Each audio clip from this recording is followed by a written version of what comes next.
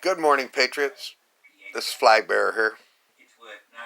I'd like y'all to know a few things. I was born in 1950, March 24th, 1950. Um, I remember President Eisenhower's speech on the military-industrial complex from that day. My dad, it was the first time he set me down and said, "I want you to listen to this whole thing, whether you understand it or not." And it was the president's speech laying it all out for us, laying it all out.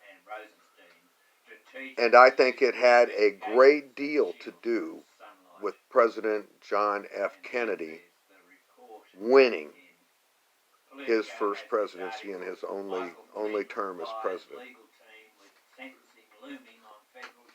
To me, forgive me guys, my eyes are starting to blur a bit, and I can see you better with my glasses on. When I went to school, got to junior high school, we were being taught things like that the poles, the North Pole and the South Pole, were going to melt, and that would cause the raising of the sea level, and they even showed you the states that would be covered in water. And they spoke to us about a ninth planet. I don't remember everything on it, but I do remember that there was a ninth planet, and that it was in a different kind of an orbit, and that it would come through perhaps in our lifetime. Then President Kennedy was assassinated, and when that happened, it was my first discernment that I knew that he was murdered by our own government and by forces of evil, truly evil. It broke our heart, not just mine. It didn't matter if you was a Republican or a Democrat on that one. If you were any kind of an American, there was a true and deep terror in our trust for our government. And when the Warren report came out, it only confounded it. It only made it a profound truth, but it confounded it. It just,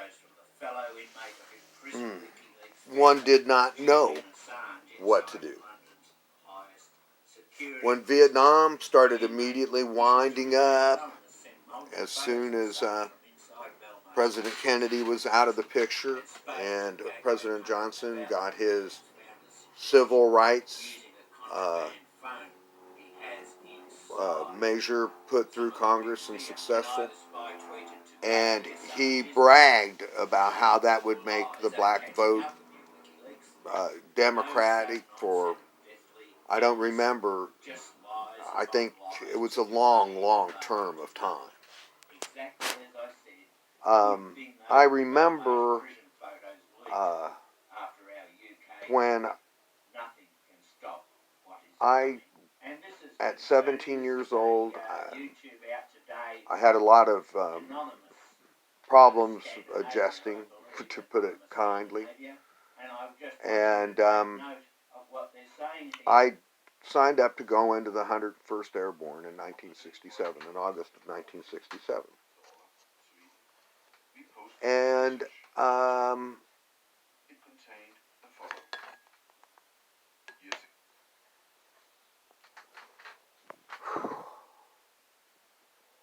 I went on a bus ride to Kansas City, Kansas from Wichita, a couple of 100 miles. Was there at the Armed Forces Entry Station preparing myself to go in and do whatever it was. The morning before my swearing in, my sister had called and gotten to the officer of the day, or someone had on her behalf.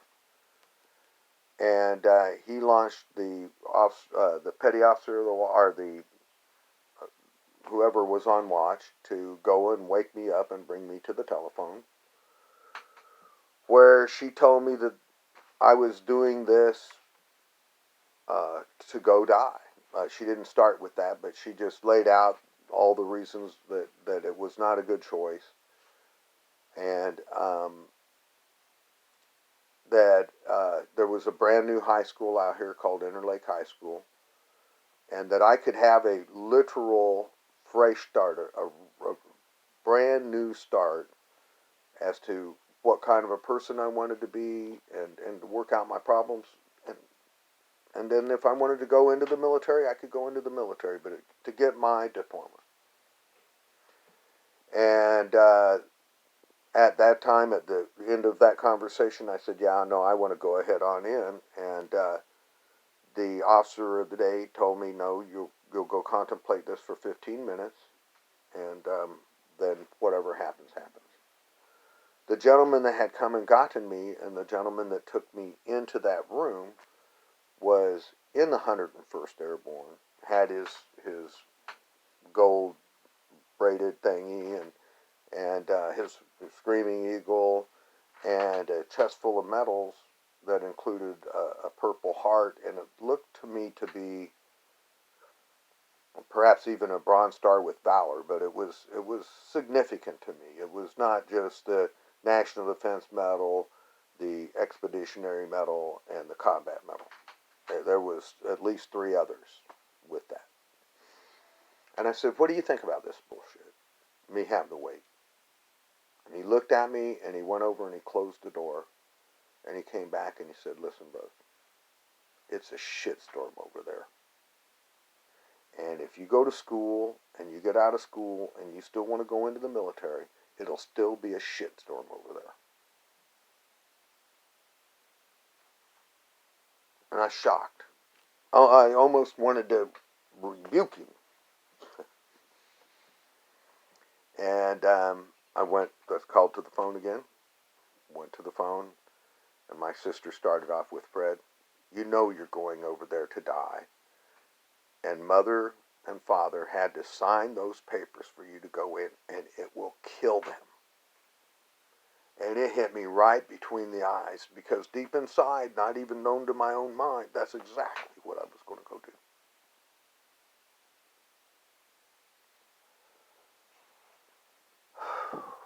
I went to Interlake High School. By June, I was going to run for ASB president,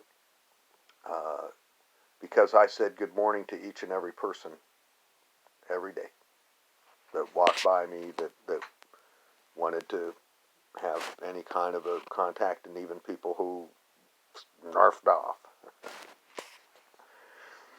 And a guy named Eric Helpy came to me, and he said, look, I'd like to run for senior class, or for ASB president. Why don't you run for senior class president? It made sense to me, and so I knew that he had the cancer, and that this was his big gift that he wanted to give before he lost his strength and hope, however it goes on your way out.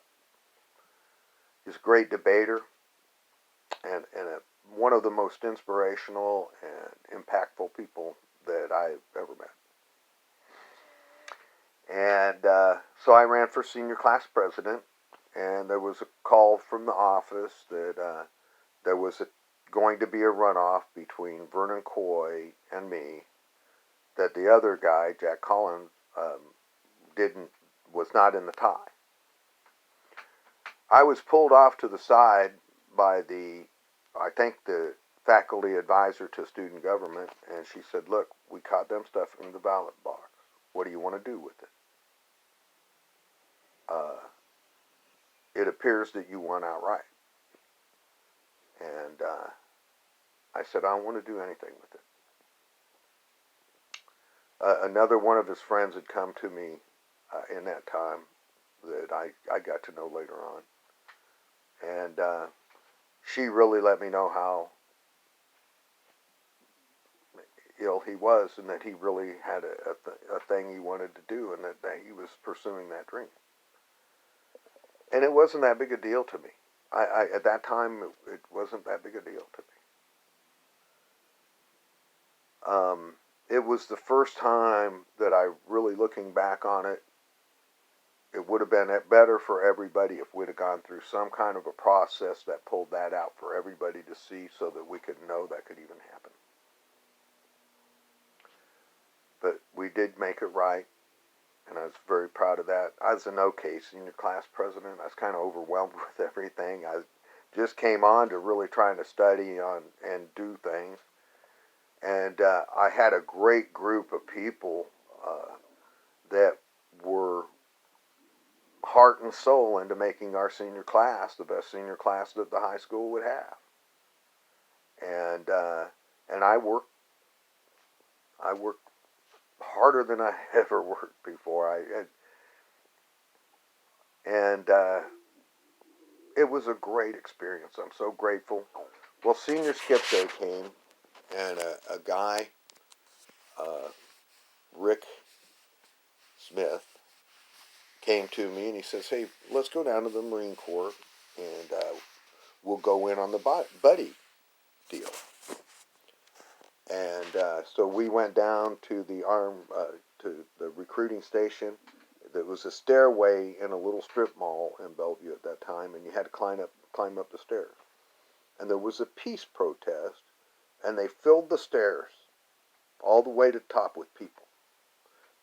So in order to get there, we had to climb over those people. So Rick and I, very carefully and very respectfully, and the people doing that weren't doing anything more than just saying, we want to save your life, blah, blah, blah, blah, blah. Got up there, and the Marine recruiter didn't come in that day. He was a combat veteran, and he did not know if he could control himself, and it broke his heart. But the Navy recruiter made it in, and I went into the Navy. I signed up on a delayed entry program, and then when that 90 days was up, I just was not ready to go, and I didn't go until November 7th of 69. And instead of the Marine Corps, I went into the United States Navy. Now, I told you all those things to tell you this. In 1991, when the Persian Gulf War broke out, myself and a bunch of other people, but mostly myself and Stephen Earl Payne and some folks that were civilians, really dedicated ourselves. We marched the day that the war broke out from the Federal Way Community Center and Veterans Center in Federal Way into the Federal Building, about 22 miles, and with 45-year-old and older guys. And we got there, and as we got there, the American flag was being raised, and we thought it was us, but when we got up and surrounded the thing and got ready to make our statement, a group of 30 or 40 guys come up and they said, "Hey, we're going to take the flag and turn it upside down." And that's when we found out that a Marine veteran had gone up there and taken the flag down and put it right side back up and posted a guard on it, and they ran him off by himself, basically. He said, "You guys are at peace, and it won't be peaceful." And we get up there, and they decided to come over, and at least they didn't just walk over and try to do it. And he said, and I looked at him and I said, "Look, man, I don't even have to look back and ask anybody here, but I need to ask you a question honestly. Are you willing to die to turn that flag upside down?" I goes, "F you, no, that's not what was going on at all." And I said, "Well, these guys are. And so, think it over, and if it's worth it, come and get it." And we had a guy, Richard Keaton, we had him make the statement to the crowd, because he was just had that that talent of saying the right thing at the right time and having it all fall into line. And it turned out that he is the reason that I was able to successfully walk from Olympia, Washington to Burley, Idaho, from Topeka, Kansas to Greensburg, Pennsylvania, or Washington, Pennsylvania. I'm not, there was a place in there that a guy picked me up and things got sideways. But anyway, and from, I was taken to Harrisburg, Pennsylvania, the capital, and then returned to the march at Gettysburg, where I had 2 days of luxury, wonderful hotel, and then I left from there and walked to Frederick, Maryland, through the Gettysburg. And my grandfather was in the Civil War. I believe that he fought at Gettysburg.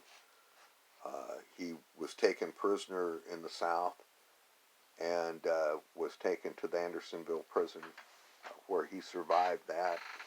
Came out, he's a very big man, I think 6'8", I've been told, and came out weighing about a $120. And within 4 years of my grandfather, who was his youngest son's birth, he passed. And then my grandfather passed when my dad was 10 years old. And his oldest brother passed, before he made manhood.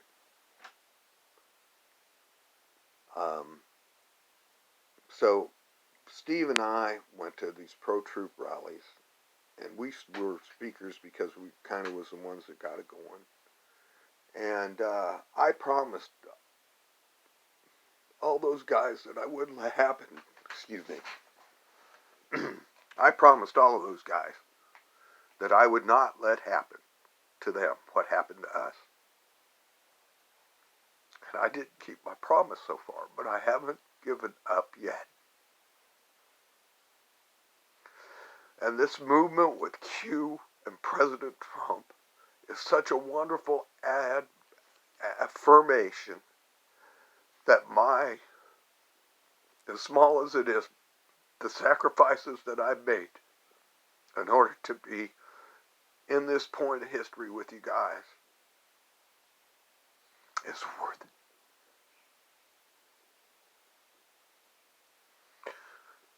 And I found out so many things walking across, but when I get overwhelmed, until it processes out, I've just been stopped time and time again, and until I heal up or get my shit together, I just run around frolicking like anybody else, except more of a dodo. Got addicted to cocaine, got addicted to alcohol, go on with it. I'm addicted to sugar. So that's what has driven me. The biggest part that has driven me is that I was spared twice. Rick was killed in Vietnam, and several of the other people that was with him. And I know both in the 101st and I know in the Marines that I'd have been killed. I went Navy because I was in love with this wonderful, wonderful girl. And I wanted to have a family, and I was told that if the Marines wanted you to have a wife, they would have issued it to you. And I went, oh, well. So anyway, glory be to God. Thank you, every one of you that are taking the moment to listen to this very kind of long-winded deal. And please know that you are loved. That God sent His only begotten Son for the purpose to tell us that we are so loved. And He did a wonderful job. He couldn't have illustrated it any better than going to the garden 3 times and then going down and facing them monsters and paying our debt. And that's why we, the people, can walk forward boldly and say, this is our country. And then we can take and duplicate that out as far as the wind will go. And we have things now to help keep things straight that we never had before. And this alliance concept is phenomenal. It's worth our best efforts. Whether you believe in our country anymore, or if you've made up your mind you're going to hate people because of the way they look, or whatever it is, I'm begging you to look in your heart. You are worth it to be freed of that kind of a preconceived action that is literally self-defeating. I don't have a song today to sing. My voice is kind of, I'm feeling kind of vulnerable right now sharing all this. And it's just the beginning. I've got much more to share of why